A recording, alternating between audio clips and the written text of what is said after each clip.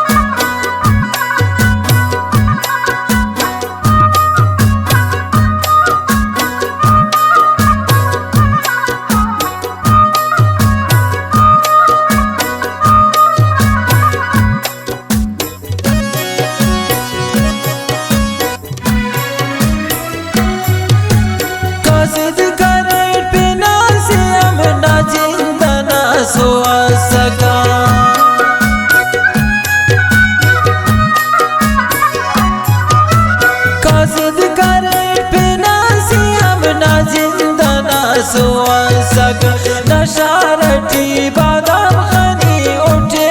बैठी बसका उस्तान दरे ख्यालान दरे से बादाम खनी अपेसा अंत ख्यालट लेकिन तो ये बीमार उठा के हर दिन इंतजार उठा